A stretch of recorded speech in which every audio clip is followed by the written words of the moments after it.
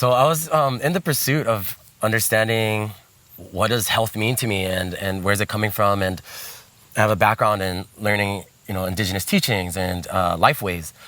So I wasn't completely aware of what it was I was engaging in because it was just a part of my life. And then when I started to understand how the system itself is working and what the actual perceived choices that I have were not actually my own choices, I had another worldview to come into contrast with what was happening.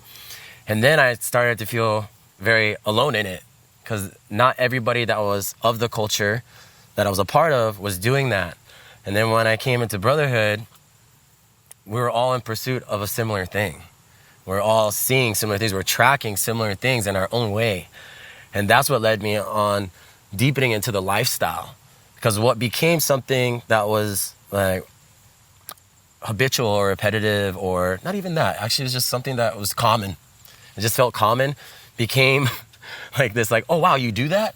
Is that what you're on? And I'm like, yeah, I'm on that level. Are you? And they're like, yeah, this way. It looks like this for me. I was like, great. That became the exchange. I came with gifts to offer, and then I received many. And that's how the lifestyle had affected me with Sacred Sons and the culture that way. Yeah, the lifestyle for me in Sacred Sons has been deeply inspiring. I came into this 5 years ago, and I was around a lot of men that really valued growth and liberation in their lives and to better themselves. And I saw men supporting one another in that journey, in their own unique expressions of what that journey looked like. And it's been beautiful. It continues to inspire me. There's been so many sources of wisdom that I could connect with in different areas within the Brotherhood. And for me, it's like the Sacred Son. That's my relationship to the Sacred Son really developed with the Sacred Sons. And, it really informed my responsibility of how I navigate through life in relationship to light. Yeah. So with Sacred Sons, I started rising with the sunrise more and watching the sunsets and understanding how that's been benefiting my mitochondrial health and supporting my metabolic. All of it, bro. Yeah, everything starts to get in rhythm when we do these things that are so natural in the world, and we call nature. It's just happening naturally, and we get so far out of alignment with it because of all the things that we're being just inundated by and so pressured by. So something that seems so simple to many people of just watching the sunrise actually has enormous benefits to the body, and it does lead itself into so many other aspects of our life. So the things that we've been taught too about the sun is wear the sunscreen, do all these other things, and to hide away from the sun is exactly the opposite of what should be happening, because we are human beings and we are of the sun, and all of the world that we are a part of, we have to have, a nourishing relationship to them. More of a question of what is happening when I actually step into that. So first thing is go watch the sunrise and make it a consistent habit. And watch that affect your life and how that moves for you.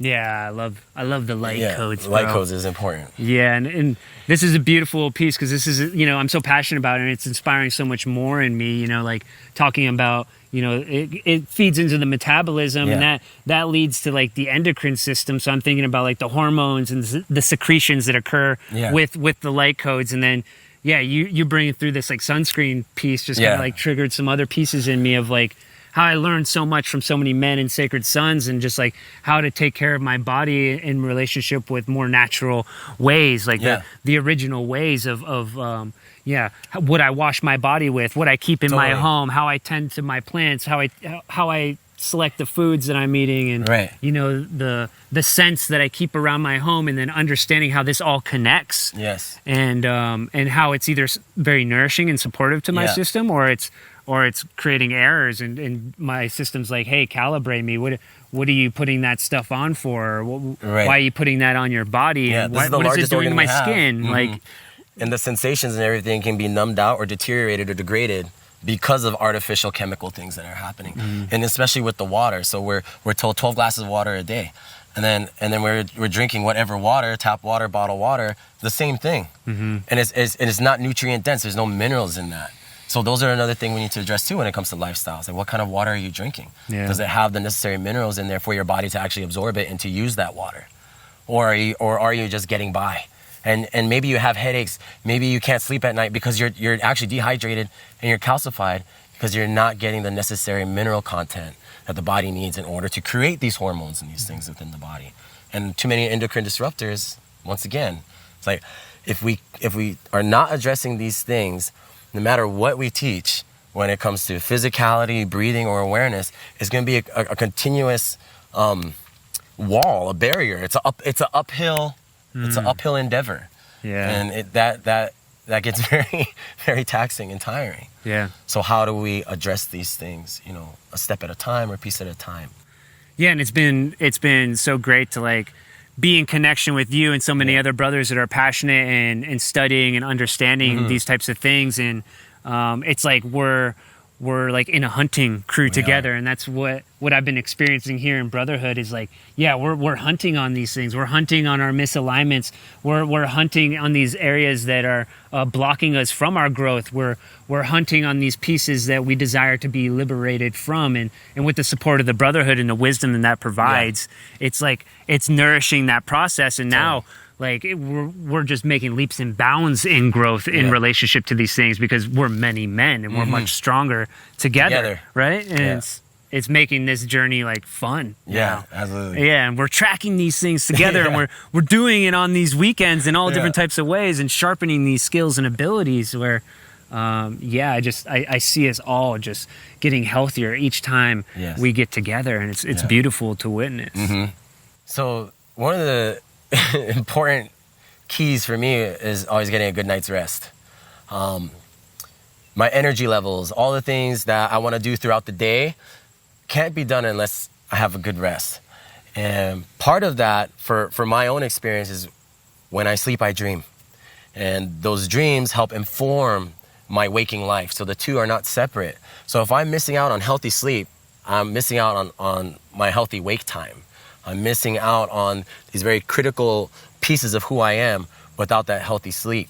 So when the things are in balance, we're addressing all the things that are hindering us or giving us more resistance in life, we can be more at ease and stress-free to get a full night's rest. And so then now we can be not just productive, but more fully lived during the times that we are awake with the people that we love and with the things that we have to do throughout our life.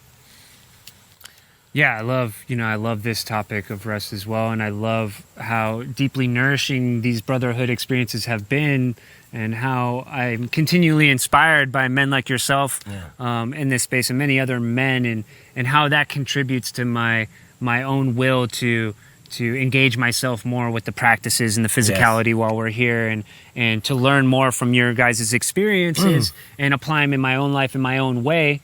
At my own pace, and not get compared to all these men here. Like knowing that we're all on a journey to the same place, and we're all finding our own way there, and we're all in support of that. And then that's what allows me to get a good night's deep rest and get that full recovery in, and allow my body to hit those deep states where the recovery and the rejuvenation is actually occurring. Totally. Because I'm being supported by everything here that's inspiring me. Yeah. So the conditioning of competition that we've experienced through our masculinity or of others that have taught us, when we come into these spaces and it's new to us, of course we're gonna rely upon the conditioning and look at the other brother as someone I'm competing with or I have to compare myself to. When it comes to being in Brotherhood and being around other men, the conditioned response, right, which is the reaction, would be like compete and compare.